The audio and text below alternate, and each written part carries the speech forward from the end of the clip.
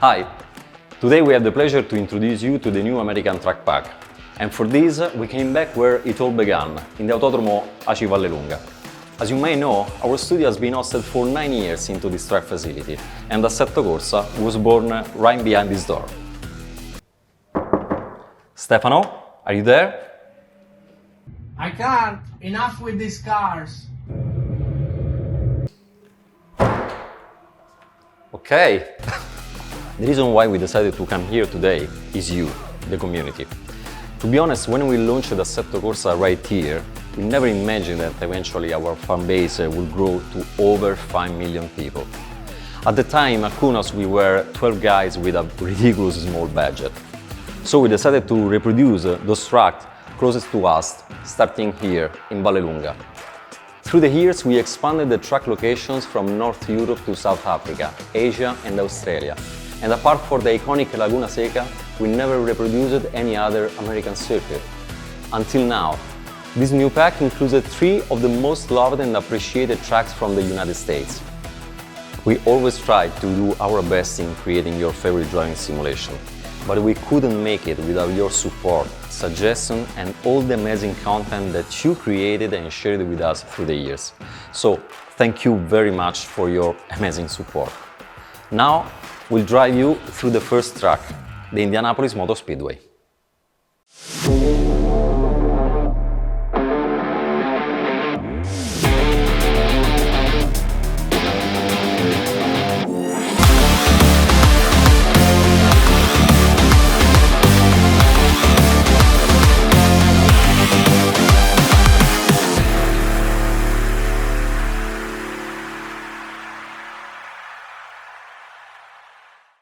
Hello racers!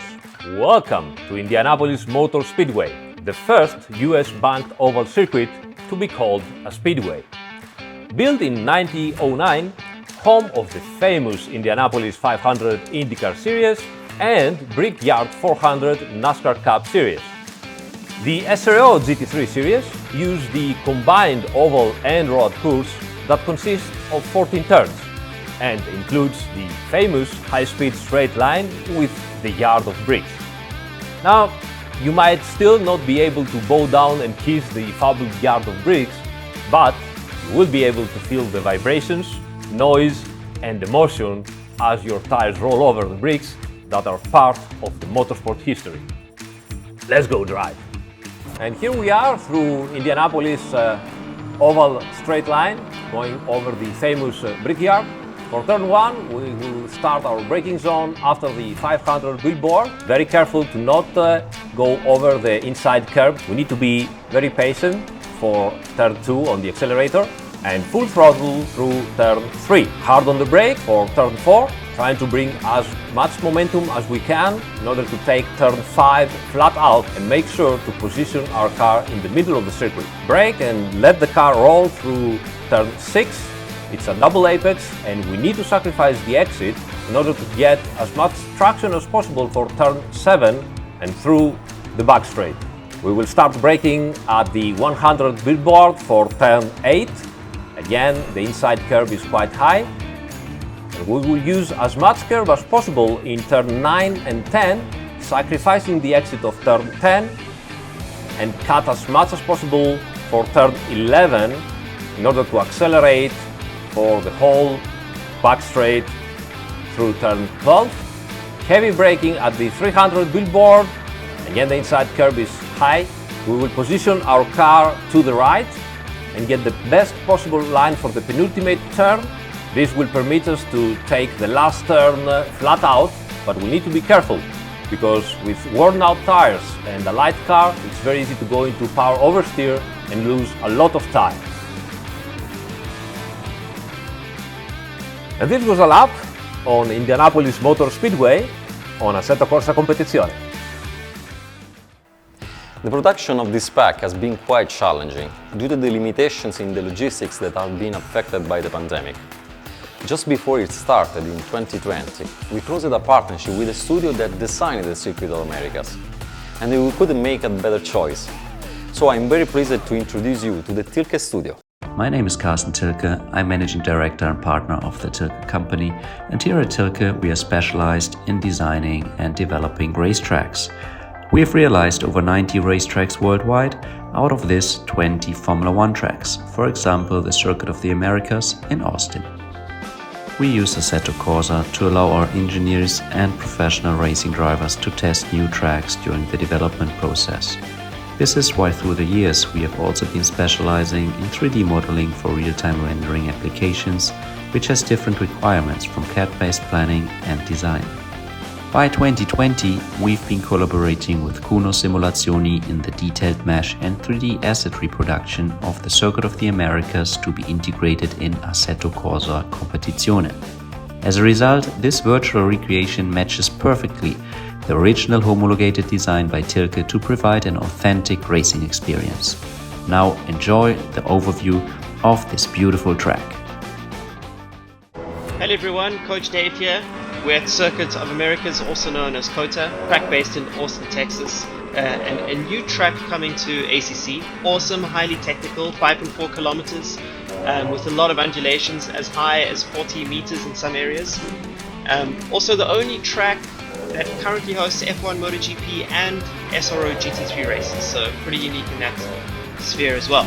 But anyway, very technical, so I'm going to give you a short track guide just to point out some areas that you need to look out for to help you learn this new track that's coming to ACC. So we're going to be approaching turn 1, uphill corner, 40 meters as we said, in altitude let's say, and you can brake a little bit later than normal because you can use the gradient to help you stop the car. The key thing though is to, when you get over the crest at the apex, is to make sure that you've got your rotation done as soon as possible, because if you get on the power too early, you're going to understeer off the exit curbs, and you're probably going to get track limits and so on. As you go through here, easy flat through this section, but then we're going to approach super technical high speed area, very similar to Silverstone in its approach. Each corner gradually gets tighter and slower. First corner is high speed, be careful track limits through there, braking for the second part, and then braking and downshifting again for the third part depending on the car you're in. You want to hold it nice and tight for this long right-hander, because it's actually the next left-hander that is more important. So staying to the right, through the right-hander, sacrificing a little bit of speed to make this part easier, because if you go too fast through here, you're going to compromise this next right-hander as well. So the whole of Sector 1 is all about connecting corners and getting the right sequencing. Sequences are the most important part of learning this track, learning how do you compromise one corner for the next. That left-hander there, provided you did the right-hander correctly, should be fairly easy, likely full throttle depending on the car you are in. And then we're going to approach our first hairpin, very good overtaking spot, nice and wide. You can really attack the apex if you're going for the inside move. If you're chasing lap time, nice wide entry. Again, get your rotation done before the apex so that when you get on the power, you reach 100% throttle for this long straight as soon as possible. That's the key thing. We want to get to 100% power as soon as we can. And we can only really do that if the car is pointing as straight as possible. So we've got to do all of our turning work on the entry to the corners, get our rotation done early so we can get to 100% power. Heading down the super long straight, we're going to approach another prime overtaking zone. Keep in mind that this is not actually a hairpin. It's actually a little bit more open than a hairpin, but still very tight. You're going to be braking just before the 100 board and take a nice early apex and get on the power early as well. Use all the track on the exits, then come back to the left as soon as you can and turn and brake quite early into this one, and try your best to hold a tight line. Connect these two right-handers together. Consider that it's one long corner instead of two separate right-handers. And then this part here is also very technical. Very tight left-hander that will surprise you essentially in how tight it is. And depending on the car that you have, if you have an understeering car, you want to take a nice tight line and really get the steering engaged as soon as you can. And if you have an oversteering car, you're going to take a much more wider open approach. So lots of line options in that left-hander, which is going to promote good racing as well. Lots of overtaking opportunities.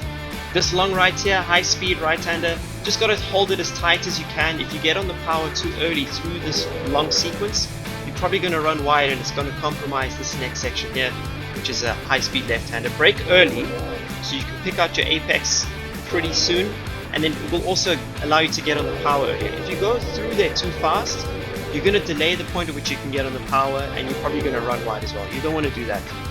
For the final turn, we can brake slightly off track, but just be wary of the track limits. Use as much track as you can to open up the entry. It's actually quite a fast corner through here, and the only thing you have to worry about on the exit are those sausage curbs. If you're precise around this racetrack, and if you spend your time learning the reference points as best you can, you're going to be really quick, and you'll benefit from the best lap times compared to your peers. So there you go, that's a track guide of the new Circuit of Americas, which has just come to ACC. This is Coach Dave. Catch you on the next lap. Peace.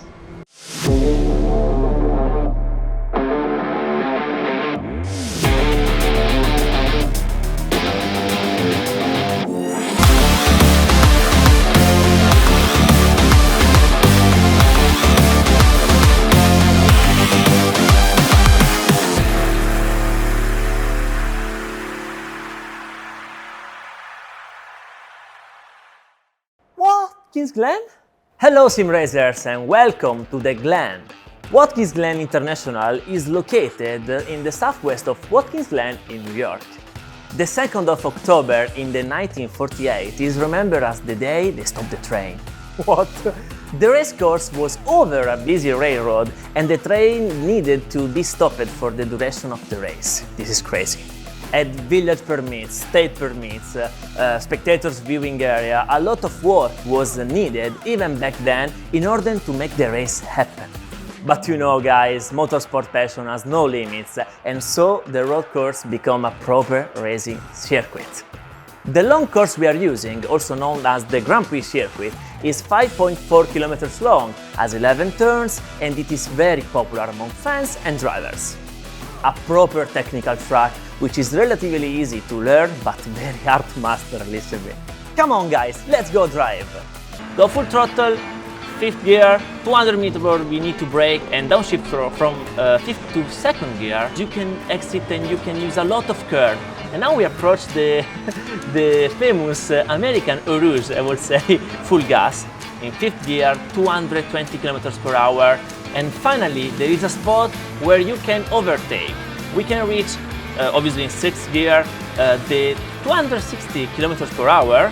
It depends obviously by the car. We brake in 300 meter bursts and we need to really hit the curb really hard. In 3rd gear or 4th gear, this is my favorite corner, the long right corner.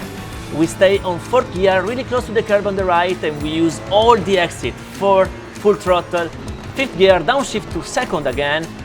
Stay really close to the left because the track is really tight in the exits. And once again, one of the most tricky part of the track, we brake in 100 meters for this turn that is really long. We need to stay close again on the right. Please don't try to overtake here. We now approach the most tricky brake zone, I think. 100 meter board will brake, go really later on the apex, and now brake again for this blind left-hander. You can't see the exit, but you need to stay really close on the left because, again, the track is becoming really tight. We're approaching the penultimate corner in 4th gear without touching any part of the pedals, and we go really fast also for the last corner, and this was a lap of the Watkins Glen. So, here we go. We really hope you enjoyed this new pack made to give you a lot of fun. Not only to our American friends, but also to our worldwide fan base. And thank you again, because all of this wouldn't be possible without you. With your support, we'll continue to do our best to expand and improve the Assetto Corsa experience all over the world. Thanks also to Autodromo Vallelunga for hosting us in the making of this video. That's all folks for now, but this is not a goodbye, just an arrivederci.